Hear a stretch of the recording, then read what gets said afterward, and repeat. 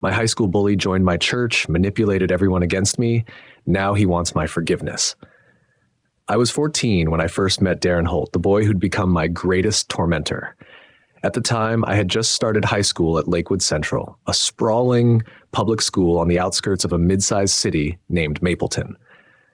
My parents, both devout members of the First Light Community Church, had raised me to value kindness, empathy, and forgiveness. Despite my nerves about entering the intimidating world of high school, I carried a fragile optimism that if I treated people well, they'd do the same for me. Darren shattered that optimism within my first month at Lakewood Central. He was in my homeroom, a tall kid with unruly brown hair and a smirk that always seemed to hint at hidden cruelty. Early on, I noticed him harassing smaller or quieter students, poking fun at their clothes, mocking them in the hallways. He rarely picked on me directly until one October morning.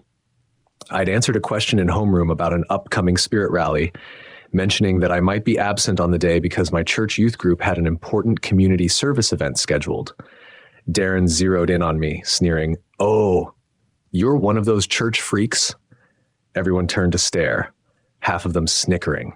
My cheeks burned. I managed a mumbled response, "It's just an event, that's all." But the damage was done. Darren's smirk broadened. "A holy roller, huh? We'll see how long that lasts."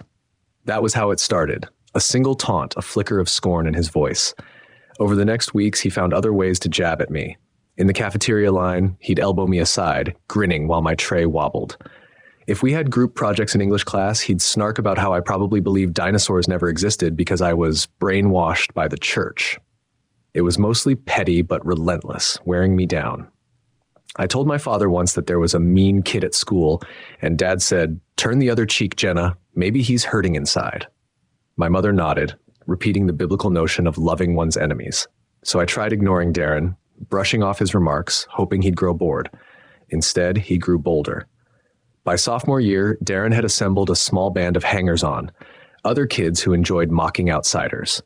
Their favorite pastime became mocking anyone associated with the church crowd or nerdy clubs. I was in both categories. Our youth group was a central part of my life, a place where I felt valued with peers who shared my faith. I also joined the library club, which Darren dismissed as the dork brigade. He'd track me down in hallways, flanked by his buddies, tossing out lines like, "Hey, Jenna, prayed away your brain yet?" Or, "If you read so many books, how come you're so stupid?" My attempts to remain calm became harder. I lost sleep, dreaded stepping on campus each morning. I approached a counselor, Mr. Gonzalez, about the bullying. He called Darren in for a chat, but Darren put on his angelic face, insisting I was exaggerating. The counselor told me to keep track of incidents, to stand up for myself if possible. The bullying slowed for a week, but resumed with more subtlety. Instead of direct insults, Darren left sticky notes on my locker with mocking scribbles, cartoon crosses with "idiot" scrawled beneath, or references to some rumor about me wanting to be a nun. I tried ignoring them, tried praying for Darren as my mother suggested, but nothing changed. My father repeated, "He's just a troubled kid. Show compassion." Easy to say from an adult vantage.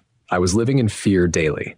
Junior year arrived, and I learned Darren's father had passed away from a heart attack over the summer. People whispered it might have worsened Darren's behavior, that grief could fuel aggression. I tried mustering sympathy, but it was difficult when he kept scrawling "Jenna the Jesus freak" on classroom chalkboards or in bathroom stalls. The teachers sometimes scolded him, but he'd feign ignorance or blame someone else. His mother was rumored to be struggling financially. He bragged about partying on weekends, skipping classes. I felt torn, pity and anger interwoven. My mother insisted I keep praying for him, that maybe he'd find his way. I tried, but mostly I just wanted to graduate and be free of Lakewood Central.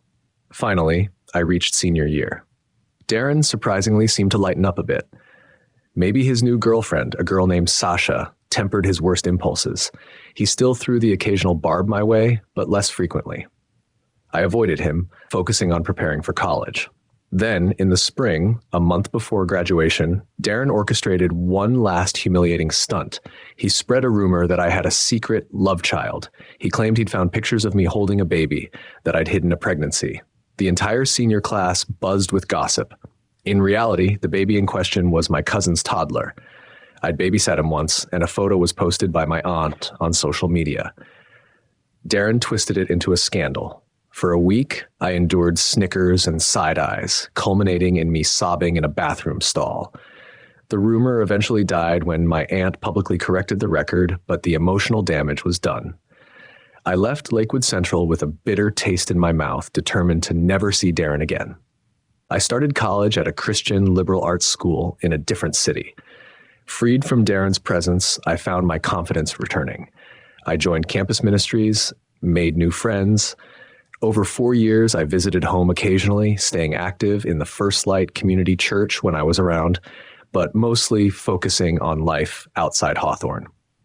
By the time I was 22, I'd graduated with a major in social work, eager to help people in dire circumstances, perhaps unconsciously inspired by wanting to help kids trapped with bullies.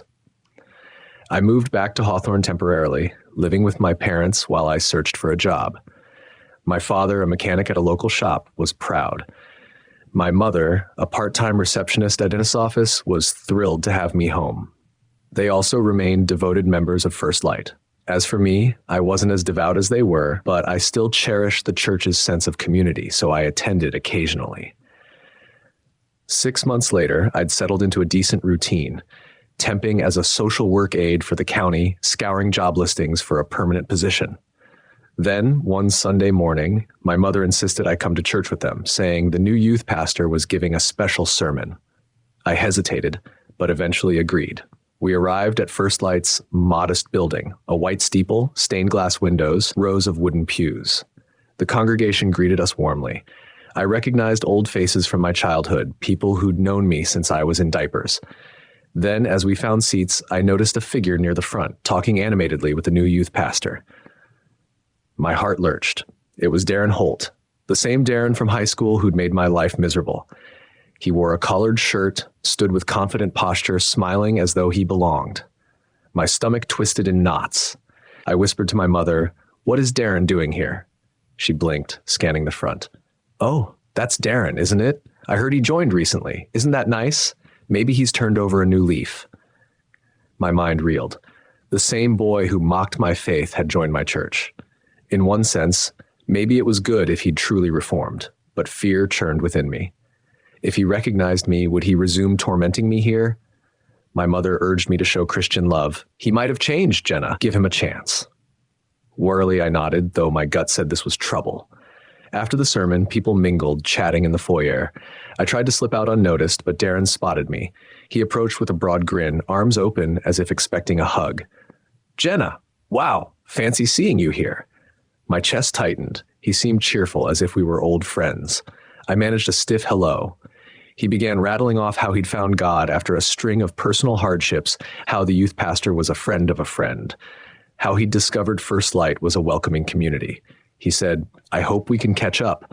I know we had issues in high school, but maybe we can start fresh."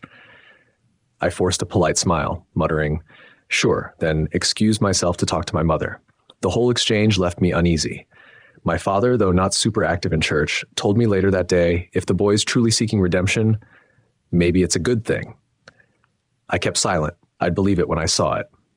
Over the next few weeks, I attended church sporadically. Each time, I noticed Darren more involved, volunteering with the youth group, greeting people at the door, occasionally joining a prayer circle. Everyone praised his heartfelt transformation. The new youth pastor, a man named Alex Reeves, even said, "Darren's an inspiration, a testament to God's ability to change hearts." Meanwhile, I watched from afar. My mother encouraged me to approach him, but I bury the hatchet. I was reluctant. The wounds he inflicted in high school still stung, yet part of me felt guilty for doubting the authenticity of his spiritual journey. People can change, right? Then came the first sign that maybe Darren's intentions weren't so pure. One Sunday, I overheard him speaking to a group of older women in the church lobby, telling them about how in high school he'd been accused of bullying, but it was all misunderstandings. He implied certain classmates, naming me indirectly as someone from my old school who goes here now, had spread lies about him. He spun a narrative that he'd been the victim of malicious rumors, painting me as a troublemaker. My anger flared.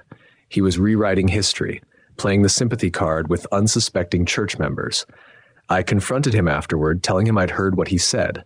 He feigned innocence, saying, "I only mentioned that people can be misjudged. Sorry if you felt offended." His eyes glinted with that old condescending smirk. My stomach churned. This wasn't real repentance. This was manipulation. I tried warning a few members who'd known me for years. Darren wasn't misjudged in high school. He genuinely bullied me. They seemed uneasy, wanting to believe me, but also wanting to champion Darren's transformation. A deacon, Miss Rowland, told me, "Give him grace. The Lord forgives even the worst sinner." I retorted, "But he's lying about me." She shrugged.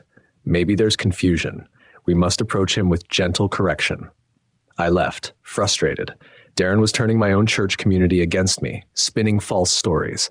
A week later, he gave a brief testimony in front of the congregation about his past mistakes, vaguely referencing anger issues, never admitting to harming me, but alluding to being falsely labeled a bully. The congregation applauded his honesty. I sat in the pew, seething, tears in my eyes. My mother whispered that I should talk to him privately. I wasn't sure it would help. Reluctantly that afternoon, I pulled Darren aside in the church's courtyard near the rose bushes. I said, "Listen, if you want to claim you've changed, at least stop lying. You bullied me for years. Don't paint yourself as a victim." He smirked, replying quietly, "Oh, Jenna, don't be dramatic. We were kids. Everyone teased everyone." I bristled. "That's not how it was. You singled me out daily, spread rumors that humiliated me. Now you come here and manipulate people with half-truths?" He shrugged. "I can't help what they want to believe. They see me as redeemed. Who am I to deny that grace?" My blood boiled. "You're despicable," I whispered. He gave a small laugh. "Careful, or they'll see you attacking me. That won't look very Christian, will it?" Then he strolled away, whistling. I stood trembling, realizing how cunning he was. He was leveraging the church's emphasis on forgiveness to cast himself as a reformed sinner while painting me as an unyielding grudge holder. Over the next month, I found myself increasingly isolated at church. Some older members who once greeted me warmly now gave me polite but distant smiles. Word had spread that I was refusing to forgive Darren, that I harbored bitterness. Darren kept performing acts of kindness, helping set up chairs, volunteering for the homeless outreach, always in a public, noticeable way. The youth pastor sang his praises in sermons, referencing how we mustn't let the sins of our past define us. Meanwhile, I tried explaining to close friends at church that Darren was lying. Some believed me, but others told me not to dwell on negativity. Even my mother, while sympathetic, urged me not to create division. She insisted, "People see how Darren's changed. If you fight him, you'll look vindictive." It felt like I was losing the place that once gave me solace. Sundays became painful, seeing Darren's smug face, hearing him talk about how God's love changed him. I dreaded the moment he might escalate further. One Sunday, Darren took it up a notch. He cornered me after service with the youth pastor Alex by his side. He told Alex that he wished to seek reconciliation with me to prove he harbored no ill will. Alex beamed, praising the Holy Spirit's work. I stood tense as Darren said, "Jenna, I want to publicly ask you for forgiveness for any misunderstandings from high school." My jaw clenched. "Misunderstandings?" I repeated. "You tormented me, Darren." He put on a sorrowful expression, replying with a humble tone, "I might have teased you, but I never meant real harm. I was broken then. Now I'm asking for your grace." The youth pastor nodded encouragingly at me, as though I should accept. My mother, having overheard, joined us, eyes brimming with tears of hope. Everyone stared, waiting for me to say, "I forgive you," but I couldn't. His apology rang hollow, framed as I might have teased, but it was a misunderstanding. That was not a real confession, so I told him, voice shaking, "I can't forgive a lie. You never admitted what you did, never told the truth to these people. You want me to say I forgive you, but you won't own up to the harm." The youth pastor looked confused. Darren sighed, adopting a weary saint expression. "I see. Well, I tried." Then he turned to Alex, saying, "We must pray for her bitterness." I stormed away, tears stinging. That night, my mother confronted me, upset. She said people at church were murmuring that I refused to let go of Darren's minor past transgressions. She warned I might be alienating myself from the congregation. I burst out, "Mom, he's manipulating everyone. He's never truly apologized. He's twisting the narrative to cast me as unforgiving." Why can't you see that? She sighed, torn. I do believe he was cruel, Jenna, but the church is about redemption. Maybe you should accept his version of an apology, even if it's flawed. We can't hold on to hate. I retorted, he's still lying, though. He's never admitted the full extent. He's turning people against me. That's not redemption, that's manipulation. My father, overhearing, said softly, we must pray for wisdom, Brack, but if he's not sincere, that will come to light eventually. I shook my head, feeling alone, betrayed even by my parents' naivete. The final straw came a few weeks later, when the church announced a new leadership program for young adults, some kind of intern opportunity under the youth pastor's direction. They planned to pick a handful of promising members to mentor in spiritual leadership. Darren was obviously a candidate, given his public devotion. My mother whispered that I should apply too, but I found the idea daunting. The pastor, Alex, approached me personally saying, I know you have strong faith despite the tension with Darren. You'd be a great candidate. I hesitated, worried that if I joined and Darren also joined, he'd sabotage me. But part of me wanted to reclaim my place in the church, to not let him drive me away. So I applied. A few days later, I learned we both got accepted to the small group of interns, 8 of us total. We'd meet weekly for Bible studies, community outreach planning, and occasional leadership roles in Sunday services. This was a big deal for our church, a chance to shape the next generation of leaders. I was honored but also terrified at being stuck in close quarters with Darren. Yet I told myself maybe God wanted me to confront this. Our first meeting was a weeknight in the church basement, a cozy room with a circle of chairs, a cross on the wall, Bibles stacked on a shelf. The group included a few other young adults, some I knew well, like Emma, a sweet musician, and Troy, a shy college student. Darren arrived last, flashing a grin at me as he took a seat. The youth pastor, Alex, began with a prayer for unity and humility. The session revolved around discussing leadership qualities that culminating in a personal reflection exercise about our own spiritual journeys. We went around, each person summarizing their story of faith. When it was Darren's turn, he spun a tearful narrative of a lost soul who'd found light at First Light Community Church, how he overcame a life of anger and now sought to spread love. People nodded, moved. Then it was my turn. I recounted how I'd grown up in the church but faced struggles with trust after being bullied. I didn't name Darren, but I glanced at him, letting him see the pain in my eyes. He stared back, unflinching. The group responded kindly, though none realized the bully was in the room with me. Alex asked if I'd found ways to forgive my bully. I hesitated, then said softly, I'm still working on it. Darren made a quiet hum of disapproval, but no one else noticed. Weeks of these sessions followed. We studied scriptures on forgiveness, servanthood, humility. Darren spoke eloquently in discussions about letting go of past grudges. He'd toss subtle jabs at me, implying some people can't move on. I tried calling him out in private, but he'd just feign innocence. Meanwhile, the group started praising Darren's leadership potential. He offered to organize a youth event, collected donations for the homeless, always in ways that garnered attention. I saw the pattern from high school repeating. He thrived on recognition. He rarely gave me direct trouble in front of others, but behind the scenes, he'd whisper things like, if you keep telling people I bullied you, you'll look pathetic. Everyone sees me as reformed. The stress weighed on me.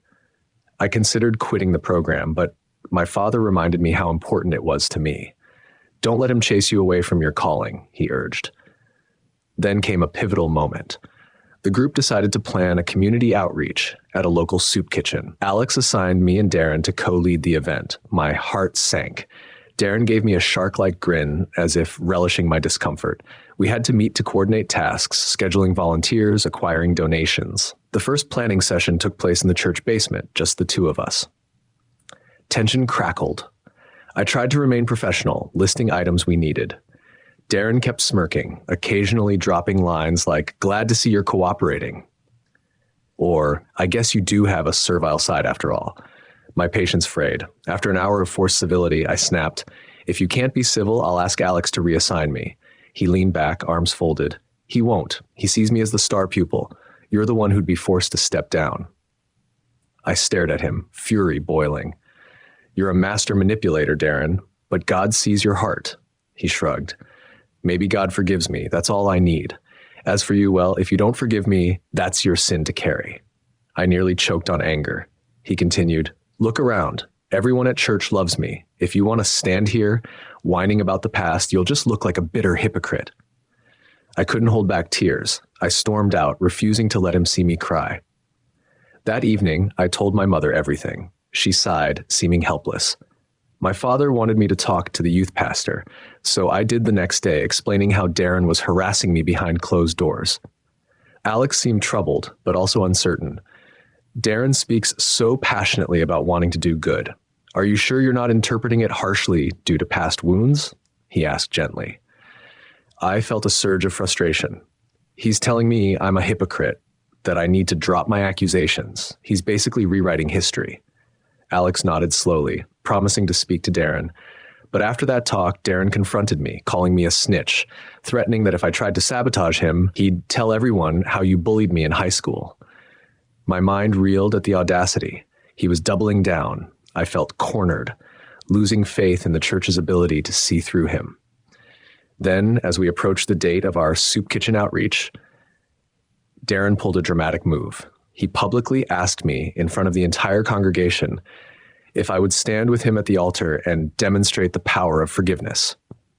It was a Sunday service. The pastor had finished his sermon, and Darren strolled up to the microphone, calling me to join him. The congregation watched curiously. I, standing in the back, froze. My mother nudged me, tears in her eyes. My father looked confused. Darren said into the mic, voice trembling with feigned emotion, Jenna and I had a troubled past, but I want to show that in Christ all things are made new. Will you forgive me, Jenna? Gasps and murmurs spread across the pews. Everyone's eyes fell on me. This was a public spectacle. My heart hammered. If I refused, they'd brand me the villain. If I said yes, I'd be lying, letting Darren's charade stand. Tears stung my eyes as I walked slowly to the front, hating him for orchestrating this. He extended a hand, tears glistening, fake or real, I couldn't tell. I hesitated, glancing at the pastor who looked hopeful. My father gave me a gentle nod from his seat. Mother was teary. Trapped, I mumbled, I forgive you, though it felt hollow in my chest. Darren pulled me into an embrace. I didn't reciprocate. The congregation clapped, some crying. My stomach churned with revulsion. Darren whispered in my ear, thank you, Jenna. Now no one can question my redemption. I felt sick. That night, I tossed and turned, feeling guilty for not standing up for myself. The next day, a flurry of congratulatory messages poured in from church members, praising my generous spirit. Darren's social media posts crowed about how forgiveness sets us free. Meanwhile, he still dropped sly insults whenever we were alone. He told me if I tried to reveal the truth now, no one would believe me. The final straw landed 2 days before the soup kitchen event. He cornered me in the hallway after a volunteer meeting. Smug. All the church folks love me. Next, I might apply for that open position as a youth coordinator. Maybe your father can help me get references. If you try to sabotage me, you'll look like the bitter liar and they'll side with me. Face it, Jenna. I own this place. He walked away, leaving me trembling with rage. I decided enough was enough. If the church leadership wouldn't see him for who he was, I needed to gather evidence. I began discreetly recording our one-on-one interactions on my phone, capturing the vile remarks he made. Over the next few days, I documented multiple instances of him insulting me, bragging about fooling the congregation. He even admitted to never truly repenting, just using the church for popularity. That was the proof I needed. My father always taught me honesty, but under these circumstances, I felt justified in collecting evidence. Then, the day of the soup kitchen event arrived. Darren and I co-led the volunteers.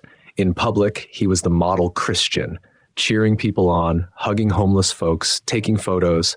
In private, he sneered about how worthless the homeless were, calling them lazy bums, all while the camera was off. I recorded that too. By evening, I had a trove of audio clips. My plan was to present them to the pastor or the church board, let them see the real Darren behind closed doors. But that same evening, after the event, Darren announced publicly that he wanted to be baptized again as a symbolic gesture, with me by his side. The youth pastor excitedly told me, "This is so powerful, the story of you two reconciling. We'll do it next Sunday." My mother was over the moon, telling me how proud she was. My father had reservations, but he saw I was quiet. He asked, "Are you okay, honey?" That night, I told him the truth. I had recorded Darren's cruelty, that he was faking everything. My father was shocked but supportive. "Show me," he said. I played him a few clips. He paled. "This is horrifying. We need to bring this to Pastor Alex." So the next morning, we arranged a private meeting with Alex. My mother came too, though she was reluctant. I played the recordings for Alex, letting him hear Darren's mocking words, his confession that he only wanted the church's admiration. Alex listened, face growing grim. He realized we'd been deceived. My mother cried softly. I felt relief that finally the truth was out. Alex said we needed to confront Darren with these recordings in a formal meeting with the church board. I agreed. That evening, we summoned Darren to the church office. He arrived, confident, probably assuming it was about finalizing baptism details. He found me, Alex, my parents, and 2 church elders waiting. As we played the recordings, Darren's face went from smug to panicked. He tried to deny it, but the audio was clear. He directly admitted to mocking the homeless, lying about his transformation, insulting me repeatedly. The church elders looked appalled. My father glared, fists clenched. Darren stammered, "This is out of context. She's twisting my words." Alex demanded an explanation. Darren tried flipping it around, calling me an obsessive manipulator. My father told him to stop lying. With nowhere to go, Darren exploded in rage, cursing at all of us, calling the church a bunch of blind idiots. He stormed out, slamming the office door. The elders, stunned, apologized to me for not believing me earlier, for pressuring me to forgive. Alex looked heartbroken, realizing Darren had duped him. My mother wept, seeing how she'd pinned her hopes on his redemption. The fallout was swift. The church board publicly retracted their endorsement of Darren. They told the congregation there had been a serious breach of trust with Darren, though they were vague on details to maintain dignity. Darren, humiliated, never returned to First Light. Word spread through the congregation that I'd exposed him, though specifics varied. Some older members wrote me letters of apology for doubting me. My father, proud of me, told me I did the right thing.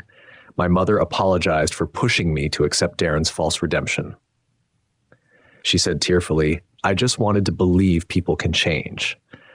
I hugged her, understanding that it was her faith in the power of forgiveness.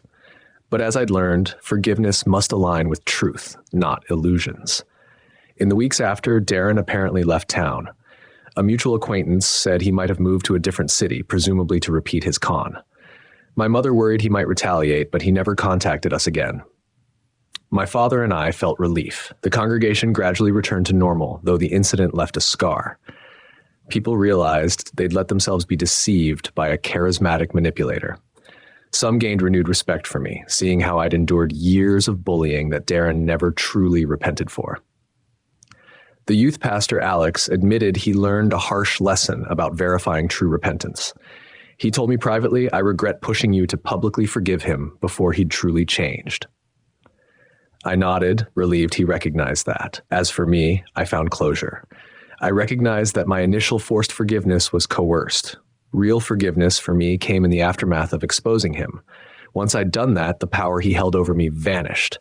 I no longer felt shame or isolation. The church saw me as someone who sought truth, not bitterness.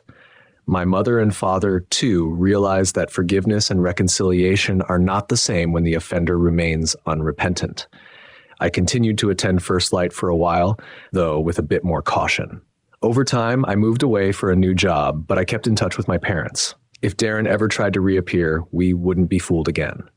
Looking back, I see how complicated it is to balance faith, forgiveness, and accountability.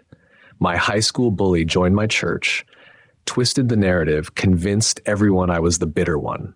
He demanded my forgiveness as a trophy, not as a sincere gesture of remorse. But in the end, the truth emerged. I learned that genuine forgiveness can't be forced or faked. It arises when the wrongdoer owns up fully to the harm done, and the victim chooses to release resentment. Darren never truly repented, so I withheld real forgiveness. Instead, I exposed him. That was my path to freedom. And if he ever does approach me sincerely in the future, admitting what he did, maybe I'll consider a new conversation about forgiveness. But I'm not holding my breath. Sometimes The best we can do is protect ourselves and ensure the abuser's lies don't harm others. That's the justice I found, knowing that, at least in my church, he can't manipulate them anymore. So that is my story.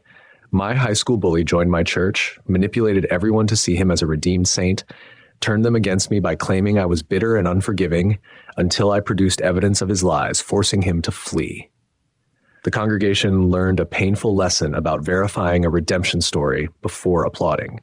I learned that forced forgiveness is meaningless and that real healing only comes with honesty. Darren lost his mask, and I reclaimed my faith community. While the memory of his torment remains, I no longer fear him. I found my voice, gathered proof, and ended his deception. In that sense, the last word belongs to me, not him. And that is enough.